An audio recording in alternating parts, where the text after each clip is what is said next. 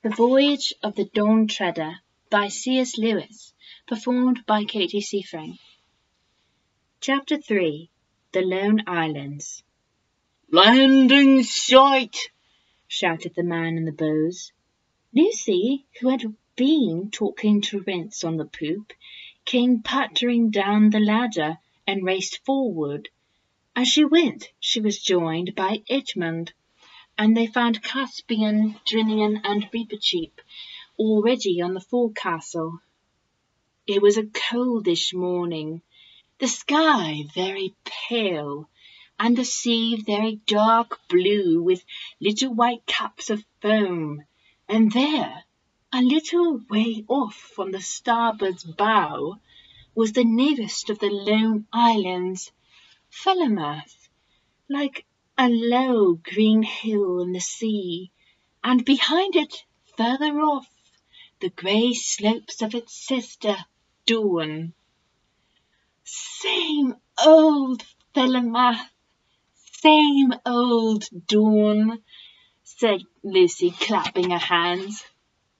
"Oh, Edmund, how long it is since you and I saw them last!" "I never understood why they belonged to Narnia," said Caspian. "Did Peter, the High King, conquer them?" "Oh, no," said Edmund. "They were Narnian before our time, in the days of the White Witch." By the way, I have never yet heard how these remote islands became attached to the crown of Narnia.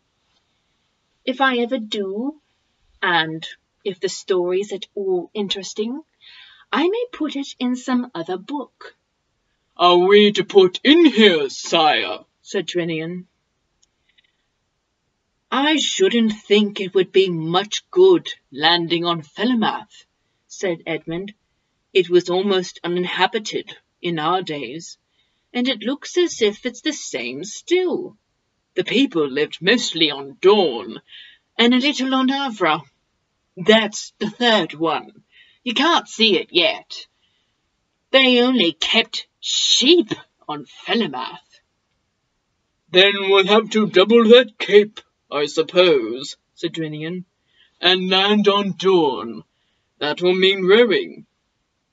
"I'm sorry we're not landing on Falmouth," said Lucy. "I'd like to walk there again. It was so lonely, a nice kind of loneliness, and all grass and clover and soft sea air." "I'd love to stretch my legs now, too," said Caspian. "I tell you what. Why shouldn't we go ashore in the boat and send it back? And then we could walk across Falmouth and let the Dawn Treader pick us up on the other side." If Caspian had been as experienced then as he became later on in this voyage, he would not have made this suggestion. But at the moment it seemed an excellent one. "Oh, do let's," said Lucy. "You'll come, will you?" said Caspian to Eustace, who had come on deck with his hand bandaged. "Anything to get off this blasted boat," said Eustace. "Blasted?" said Drinian. "How do you mean?" "In a civilized country, like where I come from," said Eustace, "the ships are so big that when you're inside, you wouldn't know you were at sea at all." "In that case, you might just as well stay ashore," said Caspian. "Will you tell them to lower the boat, Drinian?" The king, the mouse, the two Pevensies, and Eustace all got into the boat and were pulled to the beach of Falmouth. When the boat had left them and was being rowed back, they all turned and looked round. They were surprised at how small the Dawn Treader looked. Lucy was of course barefoot, having kicked off her shoes while swimming, but that is no hardship if one is going to walk on downy turf.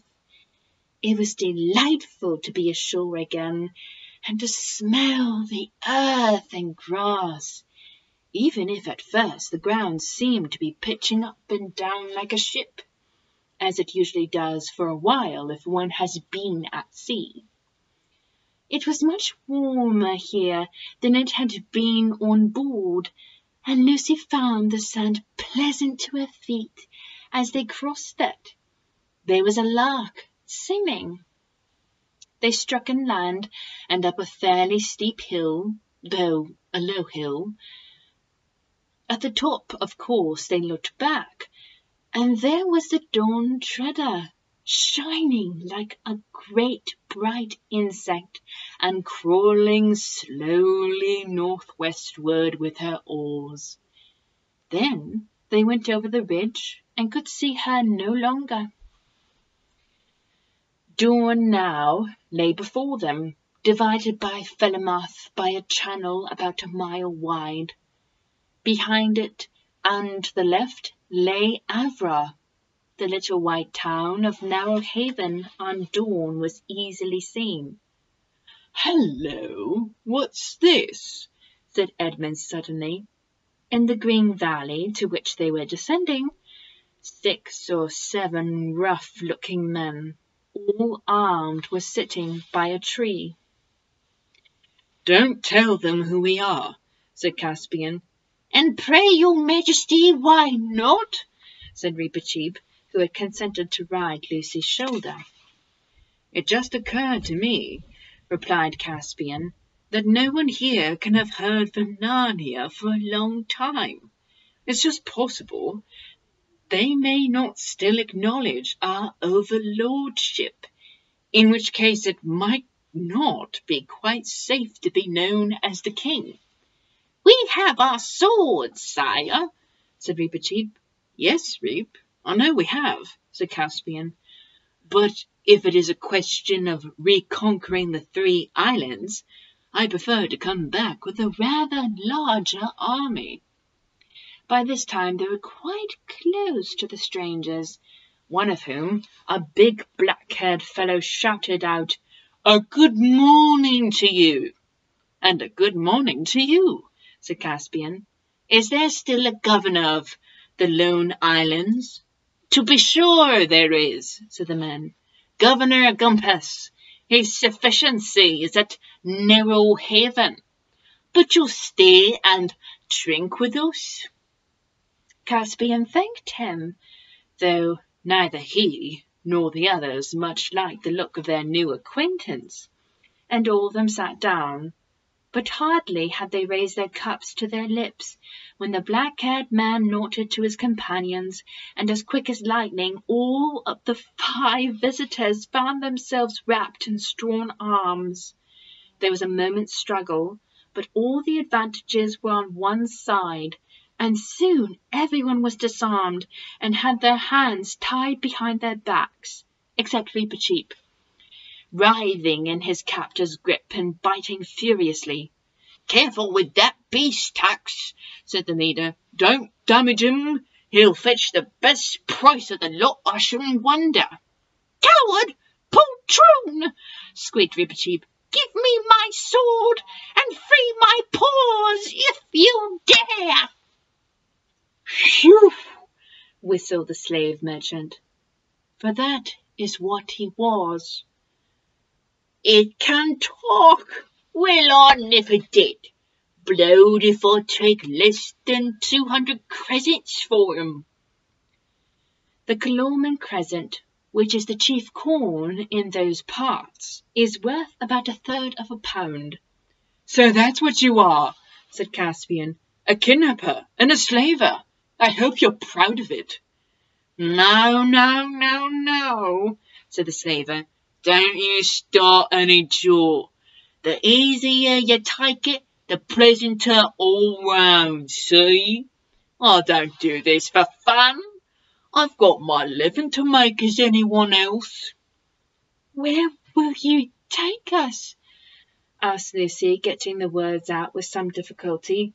Over to Narrow Haven," said the slaver, "for market day tomorrow."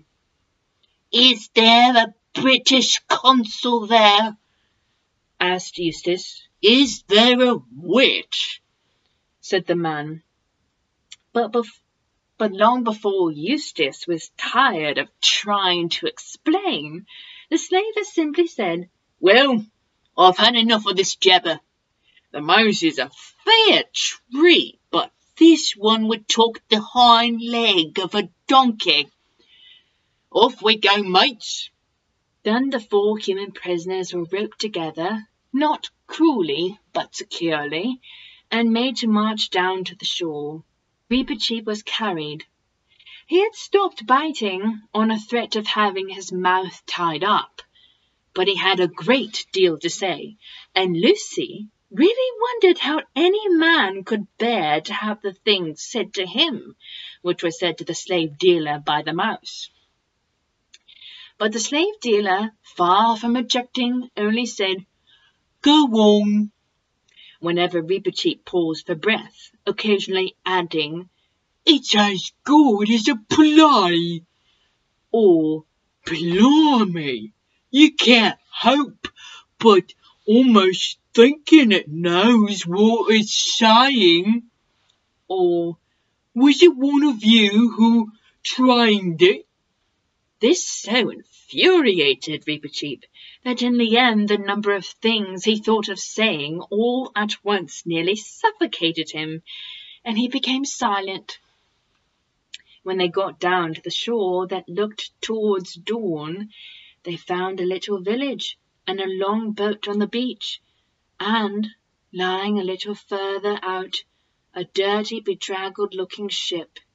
"Now, youngsters," said the slave dealer, "let's have no fuss, and you'll have nothing to cry about. All aboard." At that moment, a fine-looking bearded man came out of one of the houses, an inn, I think, and said, "Well, Pug, more of your usual wares." The slaver, whose name seemed to be Pug, bowed very low, and said in a wheedling kind of voice, "Yes, if it please your lordship." "How much do you want for that boy?" asked the other, pointing to Caspian. "Ah," said Pug, "I knew your lordship would pick on the best. No deceiving your lordship with anything second-rate. That boy now, I've taken a fancy to him myself. Got kind of fond of him, I have. I'm that tender-hearted I didn't ever ought to have taken up this job. Still, to a customer like your lordship." "Tell me your price, carrion," said the lord sternly. "Do you think I want to listen to the rigmarole of your filthy trade?" 300 crescents, my lord, to your honourable lordship, but to anyone else." "I'll give you 150. "Oh, please, please," broke in Lucy, "don't separate us, whatever you do. You don't know." But then she stopped, for she saw that Caspian didn't even now want to be known. 150 then," said the lord. "As for you, little maiden, I'm sorry I cannot buy you all. Unrope my boy, Pug, and look, treat those others well while they are in your hands, or it will be the worse for you." "Well," said Pug, "now whoever heard of a gentleman in my way of business who treated his stock better than what I do? Well, why, I treat them like my own children." "That's likely enough to be true," said the other grimly. That dreadful moment had now come. Caspian was untied, and his new master said, "This way, lad." And Lucy burst into tears, and Edmund looked very blank. But Caspian looked over his shoulder and said, "Cheer up. I'm sure we'll come all right in the end. So long." "Now, missy," said Pug, Don't you start taking on and spoiling your looks for the market tomorrow. You be a good girl and then you won't have nothing to cry about. See? Then they were rowed out to the slave ship and taken below into a long, rather dark place, none too clean, where they found many other unfortunate prisoners. For Pug was of course a pirate, and had just returned from cruising among the islands and capturing what he could. The children didn't meet anyone whom they knew. The prisoners were mostly Galmians and Terebinthians, and there they sat in the straw and wondered what was happening to Caspian, and tried to stop Eustace talking as if everyone except himself was to blame. Meanwhile, Caspian was having a much more interesting time. The man who had bought him led him down a little lane between two of the village houses, and so out into the open place behind the village. Then he turned and faced him. You needn't be afraid of me, boy, he said. I'll treat you well. I bought you for your face. You remind me of someone. May I ask whom, my lord? Said Caspian. You remind me of my master, King Caspian of Narnia. My lord. Pardon me, I accidentally skipped a sentence. Then Caspian decided to risk everything on one stroke. My lord, he said, I am your master. I am Caspian, King of Narnia. You make very free, said the other. How shall I know this is true? Firstly, by my face, said Caspian. Secondly, because I know within 6 guesses who you are. You are one of those 7 lords of Narnia whom my uncle Mira sent to sea, and whom I've come to look for. Argos, Bern, Octesian, Ristabar, Mavramorn, or I've forgotten the others. And finally, if your lordship will give me a sword, I will prove on any man's body in clean battle that I am Caspian, the son of Caspian, lawful king of Narnia, lord of Cair Paravel, and emperor of the Lone Islands. By heaven, exclaimed the man, it is his father's very voice and trick of speech. My liege, your majesty. And there in the field he knelt and kissed the king's hand. The moneys your lordship disbursed for our person will be made good from our own treasury, said Caspian. They're not in Pug's purse yet, sire, said Lord Bern, for he it was. And never will be, I trust. I've moved to sufficiency, the governor, 100 times to crush this vile traffic in man's flesh. My Lord Bern, said Caspian, we must talk of the state of these islands. But first, what is your lordship's own story? Short enough, sire, said Bern. I come this far with my 6 fellows, loved a girl of the island, and felt I had enough of the sea. And there was no purpose in returning to Narnia while your majesty's uncle held the reins. So I married, and have lived here ever since. And what is this governor, this Gumpus, like? Does he still acknowledge the king of Narnia for his lord? In words, yes. All is done in the king's name, but he would not be best pleased to find a real, live king of Narnia coming in upon him. And if your majesty came before him alone and unarmed, well, he would not deny his allegiance, but he would pretend to disbelieve you. Your grace's life would be in danger. What following has your majesty in these waters? There is my ship just rounding the point, said Caspian. We are about 30 swords if it came to fighting. Shall we not have my ship in and fall upon Pug and free my friends whom he holds captive? Not by my counsel, said Bern. As soon as there was a fight, 2 or 3 ships would be put out from Narrow Haven to rescue Pug, Your Majesty must work by a show of more power than you really have, and by the terror of the king's name. It must not come to plain battle. Gumpus is a chicken-hearted man, and can be overawed. After a little more conversation, Caspian and Bern walked down to the coast a little west of the village, and there Caspian winded his horn. This was not the great magic horn of Narnia, Queen Susan's horn. He had left that at home for his regent Trumpkin to use if any great need fell upon the land in the king's absence. Trinian, who was on the lookout for a signal, recognized the royal horn at once, and the Dawn Treader began standing in to shore. Then the boat put off again, and in a few moments Caspian and the Lord Bern were on deck, explaining the situation to Trinian. He, just like Caspian, wanted to lay the Dawn Treader alongside the slave ship at once and board her, but Bern made the same objection. "Steer straight down this channel, Captain," said Bern, "and then round to Avra, where my own estates are. But first, run up the king's banner, hang out all the shields, send as many men to the fighting top as you can.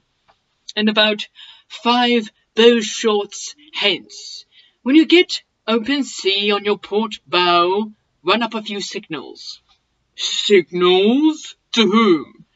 asked Trinian.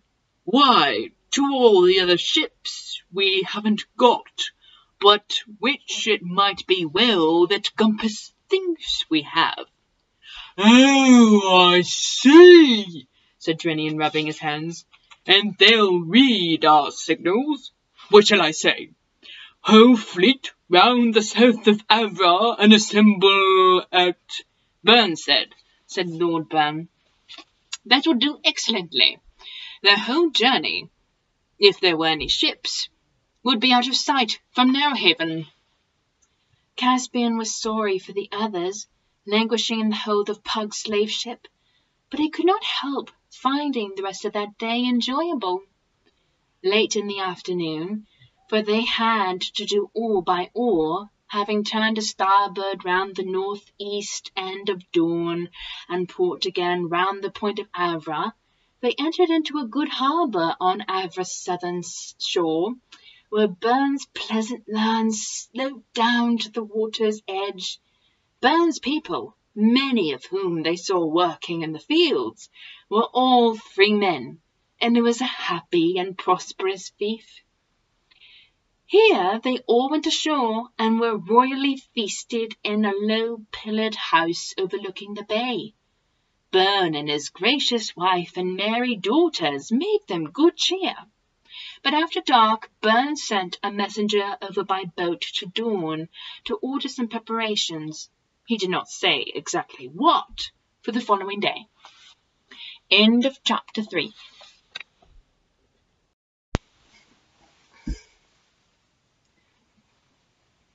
Chapter 4.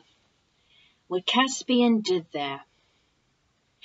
Next morning the Lord Bern called his guests early, and after breakfast he asked Caspian to order every man he had into full armour. "And above all," he added, "let everything be as trim and scoured, as if it were the morning of the first battle in a great war between noble kings, with all the world looking on." This was done, and then in 3 boatloads Caspian and his people, and Bern with a few of his, put out for Narrowhaven. The king's flag flew in the stern of his boat, and his trumpeter was with him. When they reached the jetty at Narrowhaven, Caspian found a considerable crowd assembled to meet them. "This is what I sent word about last night," said Bern. "They are all friends of mine, and honest people." And as soon as Caspian stepped ashore, the crowd broke out into hoorays and shouts of "Narnia! Narnia! Long live the king!" At the same moment, and this was also due to Bern's messengers, bells began ringing from many parts of the town. Then Caspian caused his banner to be advanced, and his trumpet to be blown, and every man drew his sword, and set his face into a joyful sternness. And they marched up the street, so that the street shook, and their armour shone, for it was a sunny morning, so that one could hardly look at it steadily. At first, the only people who cheered were those who had been warned by Burns' messenger, and knew what was happening, and wanted it to happen. But then all the children joined in, because they liked a procession, and had seen very few. And then all the schoolboys joined in, because they also liked processions, and felt that the more noise and disturbance there was, the less likely they would have to have any school that morning. And then all the old women put their heads out of windows and doors, and began chattering and cheering, because it was a king. And what is a governor compared with that? And all the young women joined in for the same reason, and also because Caspian and Trinian and the rest were so handsome. And then all the young men came to see what the young women were looking at, so that by the time Caspian reached the castle gates, nearly the whole town was shouting. And where Gompus sat in the castle, muddling and messing about with accounts and forms and rules and regulations, he heard the noise. At the castle gate, Caspian's trumpeter blew a blast and cried, "Open for the king of Narnia, come to visit his trusty and well-beloved servant, the governor of the Lone Islands." In those days, everything in the islands was done in a slovenly, slouchy manner. Only the little postern opened, and out came a tousled fellow with a dirty old hat on his head instead of a helmet, and a rusty old pike in his hand. He blinked at the flashing figures before him. "Can't seize efficiency," he mumbled, which was his way of saying, "You can't see his efficiency." "No interviews without appointments set between 9 and 10 p.m. second Saturday every month. Uncover before Narnia, you dog!" thundered the Lorn Bird, and dealt him a rap with his gauntleted hand, which sent his hat flying from his head. "Yeah, what's it all about?" began the doorkeeper, but no one took any notice of him. Two of Caspian's men stepped through the postern, and after some struggling with bars and bolts, for everything was rusty, flung both wings of the gate wide open. The king and his followers strode into the courtyard.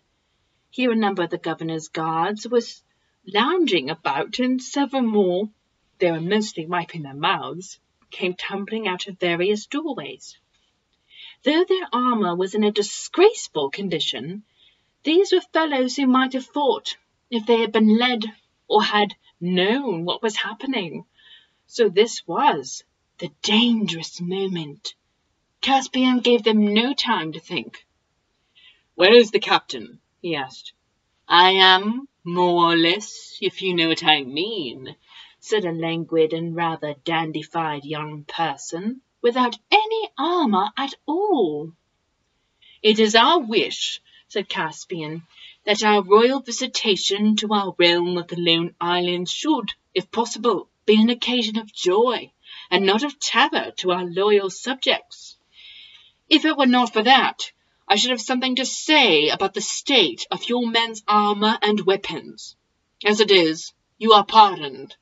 Command a cask of wine to be opened that your men may drink our health. But at noon tomorrow, I wish to see them here in this courtyard, looking like men-at-arms and not like vagabonds. See to it on pain of extreme displeasure." The captain gaped, but Byrne immediately cried, "3 cheers for the king!" And the soldiers, who had understood about the cask of wine, even if they understood nothing else, joined in. Caspian then ordered most of his own men to remain in the courtyard. He, with Byrne and Drinian and 4 others, went into the hall. Behind a table at the far end, with various secretaries about him, sat his sufficiency, the governor of the Lone Islands.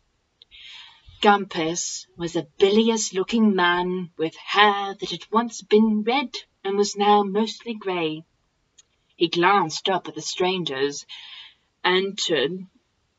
He glanced up as the strangers entered, and then looked down at his papers, saying automatically, "No interviews without appointments, except between 9 and 10 p.m. on second Saturdays." Caspian nodded to Byrne and stepped aside. Byrne and Drinian took a step forward and each seized one end of the table. They lifted it and flung it on one side of the hall, where it rolled over and scattered a cascade of letters, dossiers, ink pots, pens, sealing wax, and documents. Then, not roughly, but as firmly as if their hands were pincers of steel, they plucked Gumpas out of his chair and deposited him facing it, about 4 feet away. Caspian at once sat down in the chair and laid his naked sword across his knees. "My lord," said he, fixing his eyes on Gumpas, "you have not given us quite the welcome we expected. I am the King of Narnia." "Nothing about it in the correspondence," said the governor. "Nothing in the minutes. We have not been notified of any such thing. All irregular. Happy to consider any applications." "And we are come to inquire into your sufficiency's conduct of your office," continued Caspian. "There are 2 points especially on which I require an explanation. Firstly, I find no record that the tribute due from these islands to the crown of Narnia has been received for about 150 years. "That would be a question to raise at the council next month," said Gumpas, "if anyone moves that a commission of inquiry would be set up." "Be set up to report on the financial history of the islands at the first meeting next year.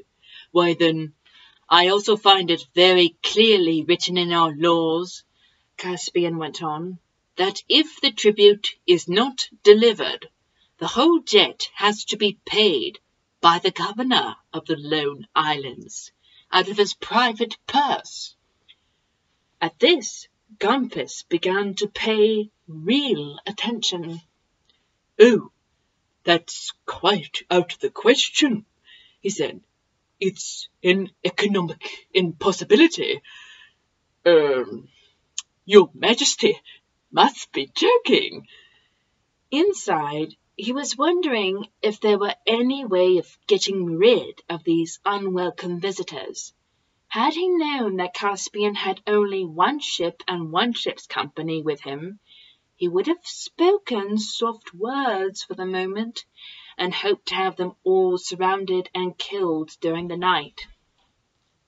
But he had seen a ship of war sail down the straits yesterday, and seen it signalling, and, as he supposed, to its consorts.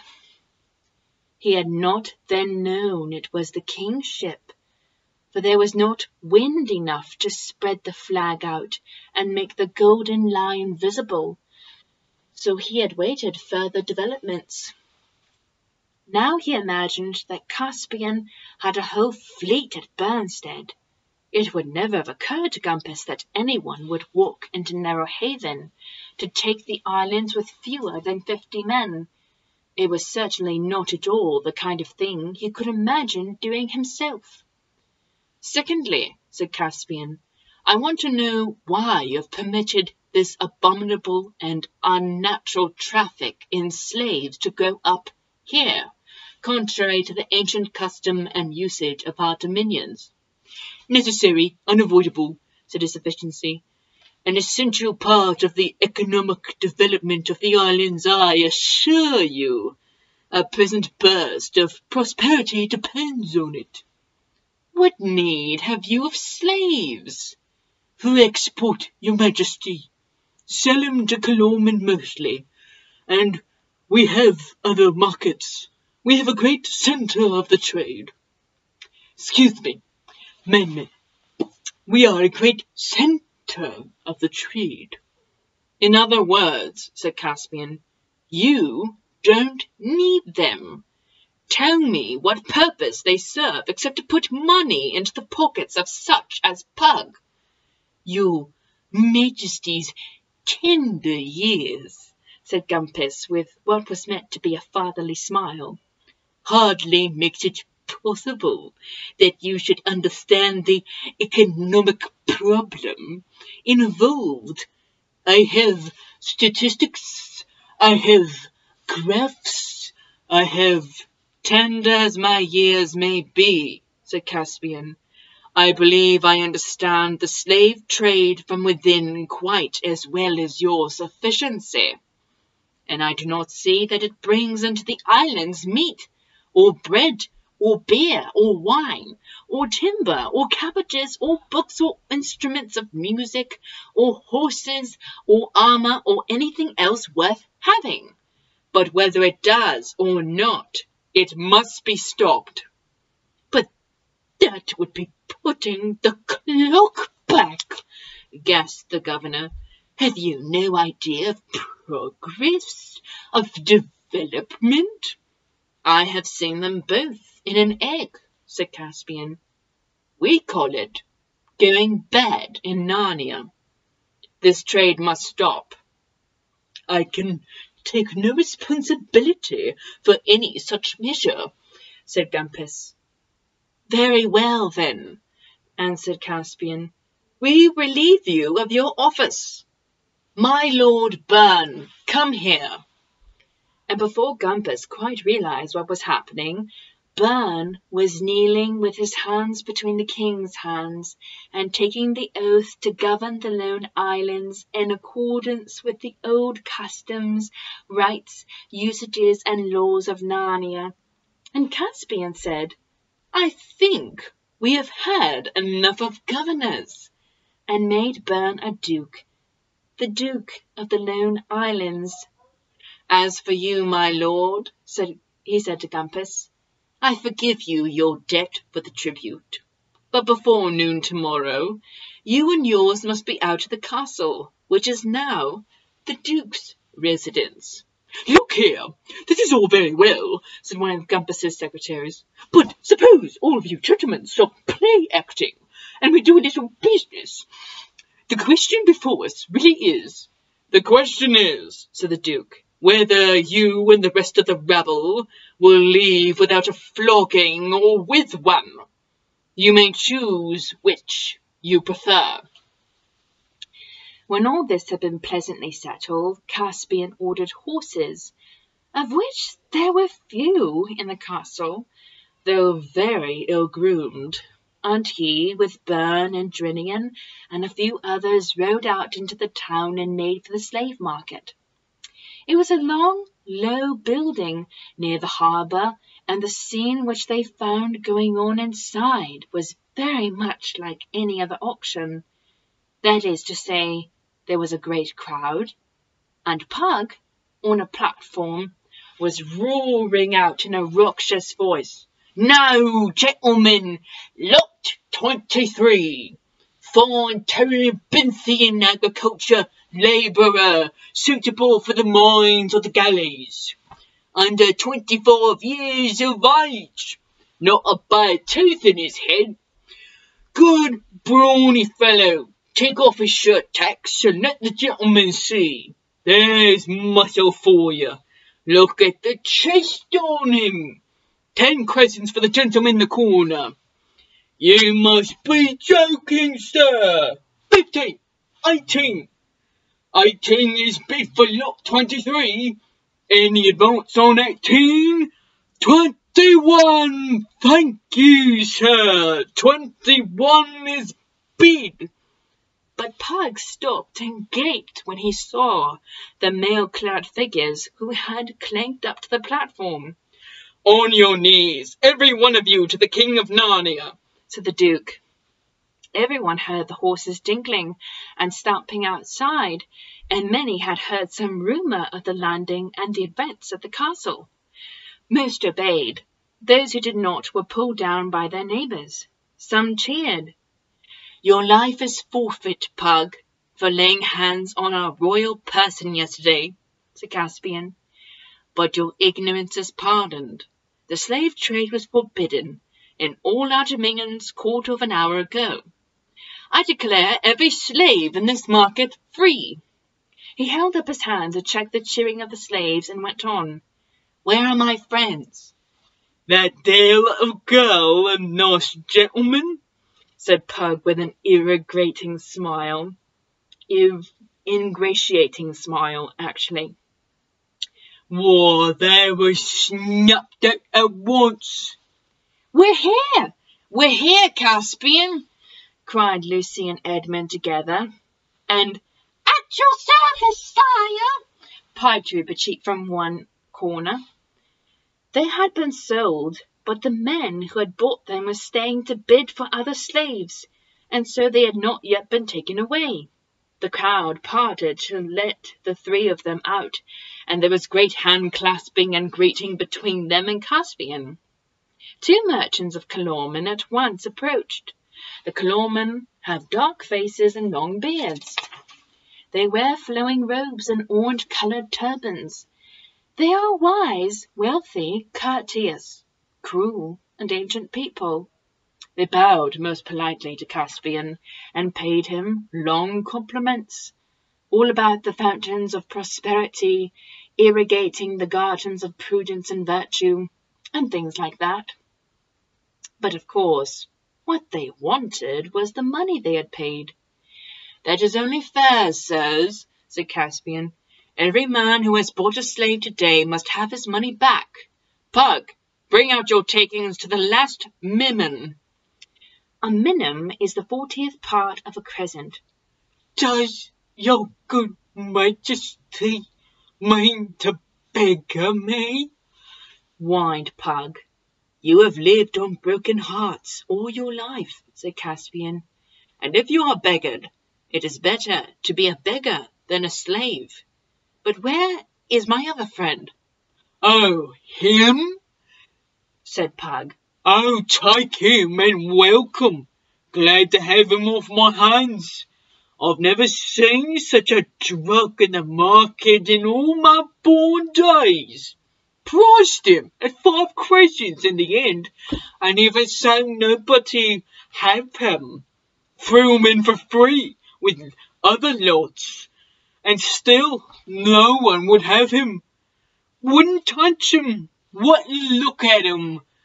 Tax, bring out sulky. Thus Eustace was produced, and sulky he certainly looked. For though no one would want to be sold as a slave, it is perhaps even more galling to be a sort of utility slave whom no one will buy.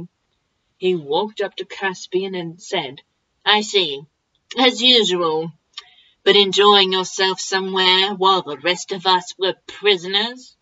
I suppose you haven't even found out about the British consul? Of course not. That night they had a great feast in the castle of Narrowhaven, and then, tomorrow for the beginning of our real adventures, said Reepicheep, when he had made his bows to everyone and went to bed. But it could not really be tomorrow, or anything like it, for now they were preparing to leave all known lands and seas behind them, and the fullest preparations had to be made. The Dawn Treader was emptied and drawn on land by 8 horses over rollers, and every bit of her was gone over by the most skilled shipwrights. Then she was launched again, and victualled, and watered as full as she could hold, that is to say, for 28 days. Even this, as Edmund noticed with disappointment, only gave them a fortnight's eastward sailing before they had to abandon their quest.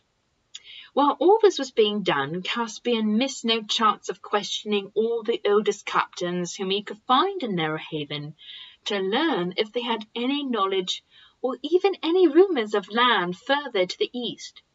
He poured out many a flagon of the castle ale to weather-beaten men with short grey beards and clear blue eyes, and many a tall yarn he heard in return.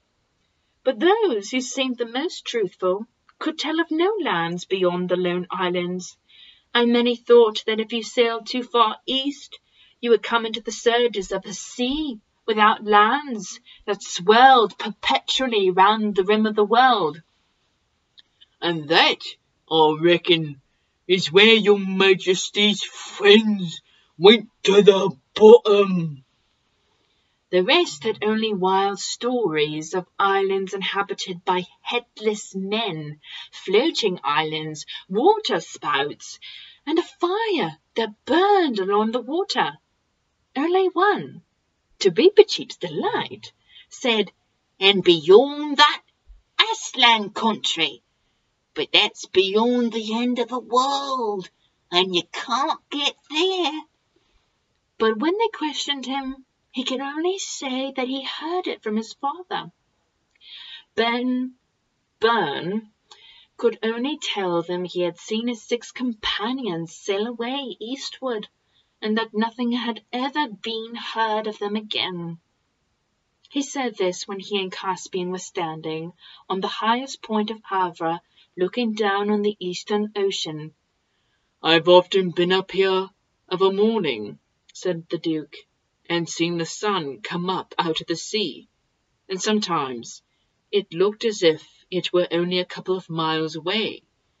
And I've wondered about my friends, and wondered what there really is beyond that horizon. Nothing, most likely. Yet I am always half ashamed that I stayed behind. But I wish your Majesty wouldn't go. We may need your help here. This closing the slave market might make a new world.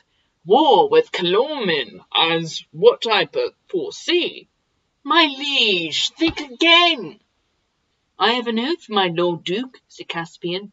"And anyway, what could I say to Reepicheep?" End of Chapter 4 and Chapter 3 in the Voyage of the Dawn Treader. I hope you enjoyed this tidbit of a story that I've read when I was a little girl. Have a wonderful evening and a glorious new year. Cheers.